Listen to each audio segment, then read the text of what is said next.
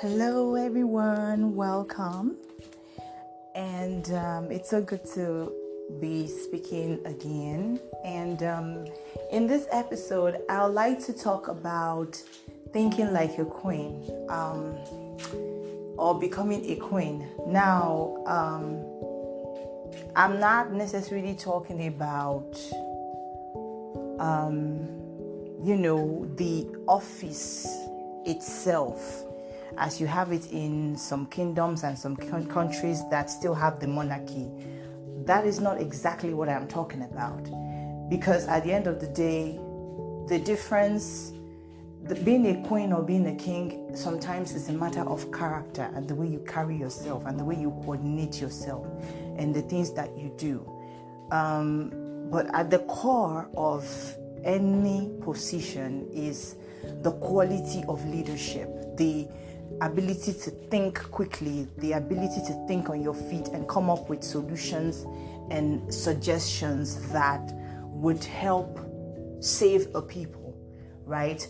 Being responsible for so many people and trying to make sure that everybody is well, everybody is okay, and everybody is safe, making sure that there is prosperity amongst the people, these are things, and you're still able to be like a mentor or somebody that they all look up to. Not somebody they just feel they have to obey, but somebody they look up to and somebody that they aspire to become. Somebody they say, why don't you, look at, so and so and see how she behaves. And I think that is what makes a queen.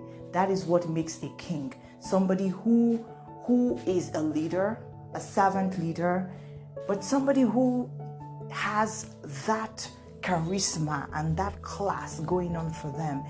They are not unapproachable, but at the same time, you cannot take aside the fact that they are people of high status, if you get what I mean. But they don't behave as their status. They are more people-oriented. They use their positions and their authority and their power to assist people, to make sure all is well. They put themselves on the line, but at the same time, you can't look at them and see them as ordinary, or you can't look at them and see them as common. They have this royal aura about them, no matter what they wear, So these are people that you can say are kings and are queens. Now, this idea came to my head a long time ago while I was reading some posts by, some men and women who are talking about how I remember one in particular. It's courtship versus dating on Facebook. And I think the name of the man is Ricky McLean or something. I can't quite remember, but that's the courtship and dating. And there was this post that he said that if a man who is well established finds you, a woman who you haven't found your feet yet, finds you attractive, that don't panic, don't be surprised. It is because he has seen in you the queen that has yet to manifest. He's seen in you the potential that is yet to manifest, and that is what he is drawn to. Now, that made me think a lot, because at the end of the day, not every woman is going to have that, all the money, all the education, and all the status coming from well-to-do family, being a social butterfly and all of that. Because the truth is, you find that even men of the same status with these women will not even choose them sometimes.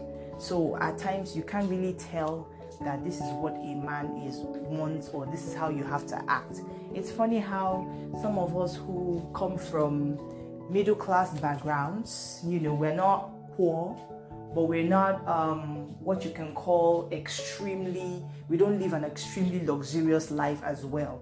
We live a comfortable life, but we're not extremely luxurious. We often feel that maybe the reason, we need to upgrade to that level where, we can easily have access to where the elite role, the club, the sports club, the country clubs have access to those places and some of those stuff.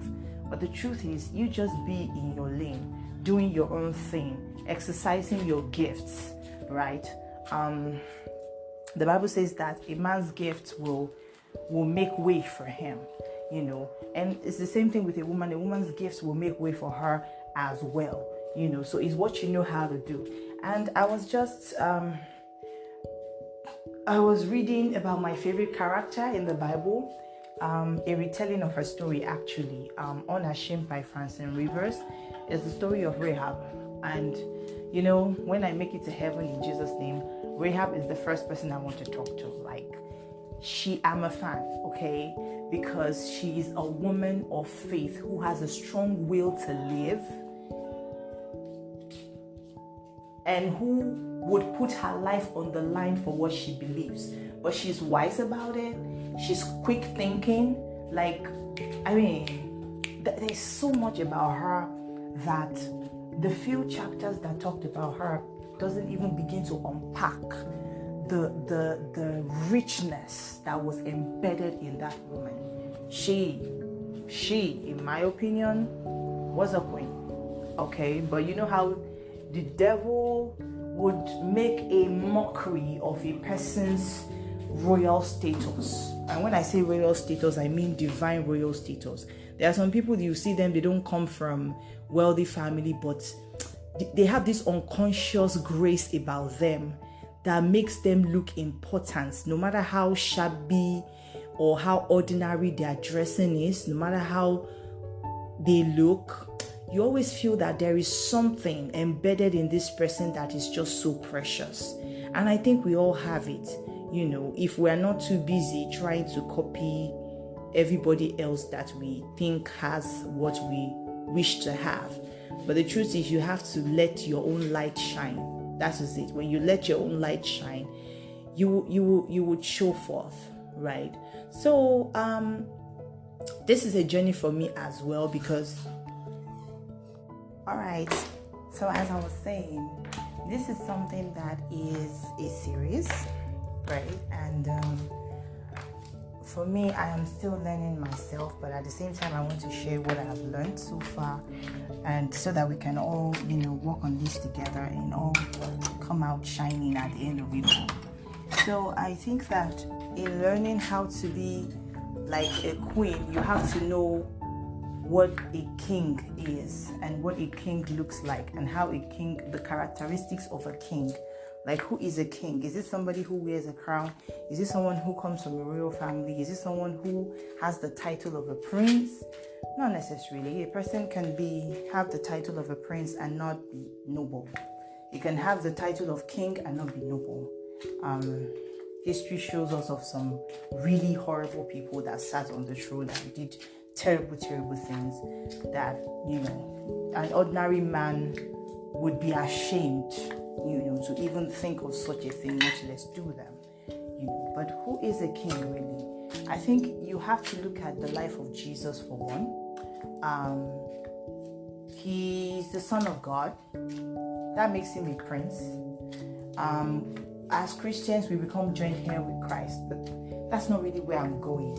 When you look at the life of Christ, he could pull that much crowd because, he was everything. He had a lot in him to give. He had the healing virtue. He taught well, but at the same time, he was caring. He was very, very versatile when it comes to caring for other people. He was wise, or he is wise, not worse. When I say worse right now, I'm referring to when he was in the flesh here on earth. Wise and everything. Like he truly cared for the people, and when you look at it from that angle, you have an idea of what a king would look like, what a king would seem like in terms of character. Now, Jesus didn't have that position on earth here, because he already had it in heavenly places, and he came here on a mission, incognito, of course, but he was in here on a mission. Now that is like the character of Jesus, is what you will find in a king. Now when it comes to the position, you have to look at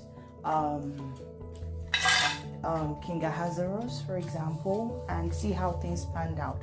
Now, I think that what happened to Vashti could have happened to any woman, because, rumor has it that she was supposed to come to dance, and even a queen coming to dance in front of so many people is somehow, it's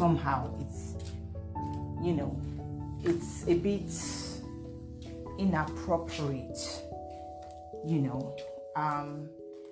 it's more than a bit inappropriate, because I don't think there is anything less sensual in the dance, in the way the Persians would dance at that time, but all in all, anyone can understand why she refused. What she lacked, though, was the wisdom to handle the situation. Now, I'm not talking about what God had in mind for that to happen. I'm talking about minus that, looking at Vashti alone and the situation she found herself. If any woman should find herself in that situation, what should she do? I would think that when you're going to marry somebody who is of great status, you have to be able to keep your arguments behind closed doors. That is what I think. You have to be able to put up with some things. Yeah, you have to be able to put up with some things where you don't want to embarrass him, because an embarrassment to him is an embarrassment to you. You don't want to defy him publicly. You want him to hold his position. But I tell you, in the bedroom, let him know that he's goofed. He himself will even know that he has goofed. So you find an excuse to not come inside. You'll be like, my lord, when are you coming in? I'm waiting for you. Everybody will think, oh, that's so sweet. And the man will be like, save my life. You understand?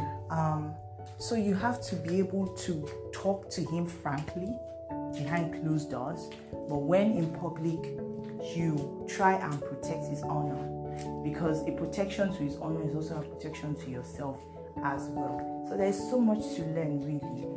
But I think that it starts with having leadership skills yourself, because then as a queen, you are a helper, and that puts one in a very, very interesting position. You have to be broad-minded, because if you are not broad-minded, you will not be open-minded enough to learn what you need to learn to help your husband. Now, if your husband has a king-like kind of character where he's responsible for so many people, he's a custodian of wealth, is a custodian and overseer for people, so he has that, like if you add king to it, it will not be out of place. He might be called the CEO, he might be called the chairman, he might be called, if it's in the church, he might be called a bishop or something, or a pastor, whichever position he holds in the place where he quote and unquote reigns as the leader there. You have to be able to help him.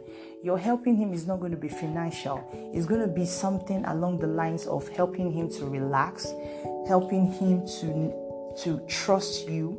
But at the same time, you want to make sure that you are not his weakness. And that means you have to gain strength. You have to become as strong, if not you have to be as strong as he is. So you have to, tell him to teach you the ways of the kingdom personally, and he'll be glad to. He might be very reluctant, but learn, be willing to learn. You cannot understand that you don't know all, and you need to learn. So when you're able to learn, if it's you have to learn, self-defense, for example, where you now become you move from becoming his weakness to becoming his strength. You are either a man's weakness or you are his strength. It's one of the two, because if you remain in the state where you don't know anything about his life, about how he protects himself and all of that, you will be that kind of person they can say, look, if we want to get this man to do what we want, let's try and seduce his wife, you understand? Or let's try to plant somebody close to his wife, or let's try to kidnap his wife, that sort of thing. But if they know that you yourself, you have become a dangerous woman, and the only person you listen to that can talk to you and you will listen is your husband, they will behave themselves. So you have to be in a situation where people will not mess with either of you. People won't mess with your husband because they know if they mess with your husband, they will have you to contend with. Nobody will mess with you either because they know if they mess with you, they will have your husband to contend with. So you are each other's strength, right? In places where you could have been each other's weakness, you have become strong and you have become each other's strength. So that position requires growth. And I think that is partly where the issue of, what is it called now? The virtuous woman comes in. Because again, we've heard a lot. In fact, some of us probably know it offhand, not because we were reading it, but because it was read to us all the time in church. Every time we have a women's meeting, it will be a miracle if they don't read that place for us. But I always noticed that from where I was, it was always read out of context. It took a while and somebody pointed that out, and God bless her wherever she is. She said, look, this is a letter to a king, that this is the woman that you choose. And even that, it's like, this is the kind of woman I advise you to pick. She does this, she does that, she does this, she does that, and then all the rest about what a virtuous woman are. Like who can find her? That means that she's rare. You understand? And of course, they want all of us to become rare. It's not a bad idea, but the question is, a lot of women can do all of those things, but we don't understand the context in which we're supposed to operate in that way. That was a Queen Mother's letter to King Lemuel. Go and read that part again. Read it from the beginning, or shall I say the previous chapter, into Proverbs 31. Maybe you should start reading from Proverbs 30. Then you'll find that this is a letter written and say, this is the kind of woman I advise you as a king to marry. So the virtuous woman is supposed to be a queen. Now she trades. She do all of those things. She takes care of her household. She trades and all of that. She can take care of her household because, a queen has access to so many people. People are always like, yes, my queen, and she is able to adequately utilize them in service of her home. Like her children can call her blessed. For that to happen, it means that she's also a mentor. She can impact the life of her children, not just sit down and enjoy the wealth and prestige of her husband, but rather she uses that as a leverage to grow. She uses that as a springboard to grow. And, she sells, she trades. I don't think she just sells and trades. I think that because she works with traders, and traders don't just trade in silk and clothes, they also bring news. There is no way she will not hear rumor. Somebody will not drop something about another kingdom somewhere, and then she pretends like she doesn't hear it and she just takes it. So she has access to information that would be beneficial for her kingdom and for her husband's reign. And that is why she goes out. She could have sent people to go and do the job for her, but she goes out and does these things because she wants to be the first one to hear news. You understand? To hear these things. That is what a virtuous woman is meant for, a king. Because at the end of the day, a virtuous woman in the house of a proper-minded man is a waste, a colossal waste. Because on what platform can she perform like that? what you use will be all of those things that she can do if there is no medium of expression. But as a queen, if the virtuous woman is a queen, which she's meant to be, she is able to make more impact. All her work is not domiciled in her household. Everybody, every woman in that kingdom will feel the influence of the queen. A very resourceful one, very prudent one that trades. So she's making money, which means that the household of the king is not fully dependent on taxpayers' money. So when it is not dependent on taxpayers' money, the taxpayers' money will be used to develop the kingdom, to fortify the kingdom. So there will be no uprising in the future where they think that the king is just eating on our sweats.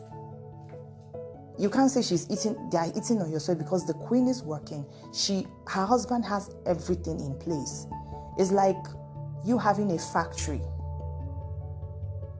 but you have the money to get the factory, but you don't have the time to operate it because you have responsibilities. Then you marry a wife who is resourceful, who likes to make good use of things. And then she comes on the scene and say, okay, what does this thing work for? What does that thing work for? And then she begins to use it to make profit. That is bringing in income, not just income, information, knowledge. So by the time they come together at night, there is so much to talk about. She has things to talk about, the business and whatever she heard while doing business. He has stuff to talk about at the gates. And then they do the mathematics. They pull information together and see which one they're going to use. And so there's plenty to talk about.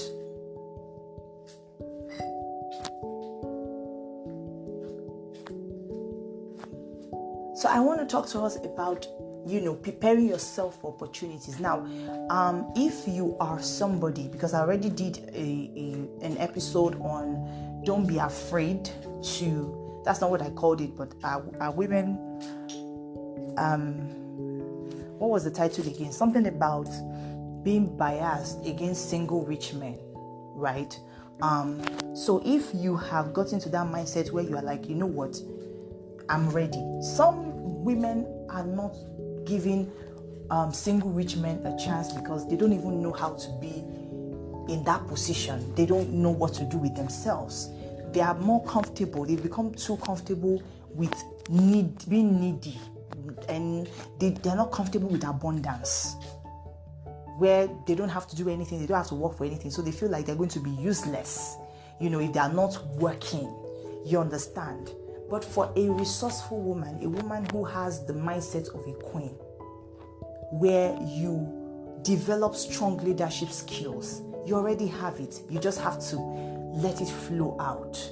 You understand? You have to, be very particular about the things you watch. Be very particular about the things you listen to. Be comfortable with being alone, where you just think about things. See yourself as somebody that is empowered enough to help someone else. Like if someone else is in your position and you are in the position to advise them, what would you tell them? Be that woman that calls herself to a conference every now and again, and you all the stakeholders are there. Your habits are at the seat, your behavior is there, your character is at the table, your spirit is there, your soul is there, your body is there, and you talk about stuff like, okay, from this time forward, what are we going to do about ourselves? What are we going to do to make sure that we maintain our peace? We're happy from within, and then we begin to transmit all of this goodness outward from inward. What do we do to make the world within us all right, so that we can make the world around us fantastic?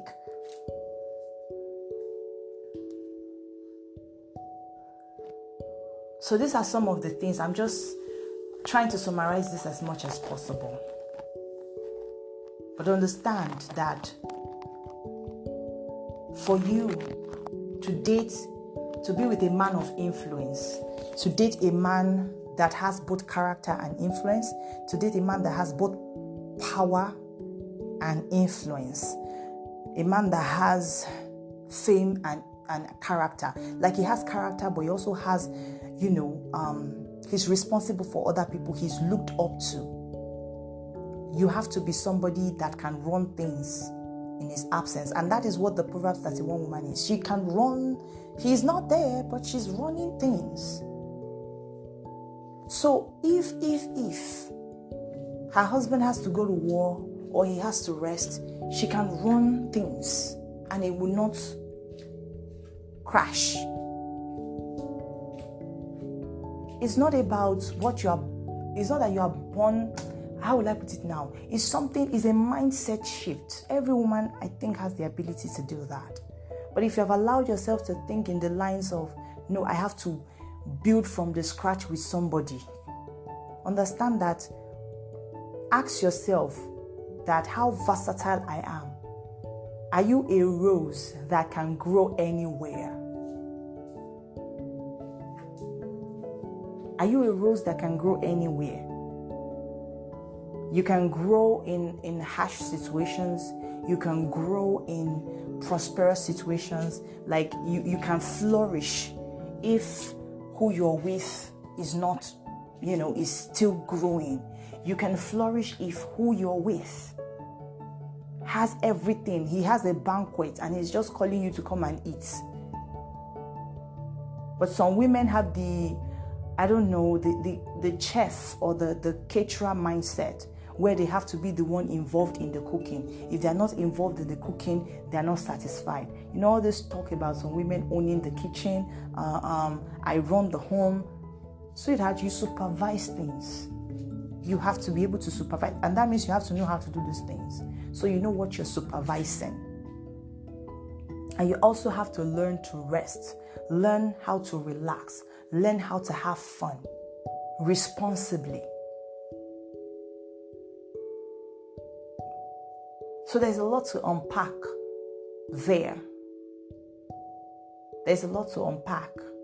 And I'll just stop right here for now. So stay subscribed. Whatever it is you heard this, whether you're going to subscribe, send me a message. Let me know what you'd like to hear or what you think of what you've heard. And then remember to guard your hearts with all diligence, for out of it flows the issues of life. Also remember that they that love their God, they shall be strong and they shall do exploits. And also remember that God has not given you the spirit of fear, but of power, love, and a sound mind. Take care of yourselves. Shalom.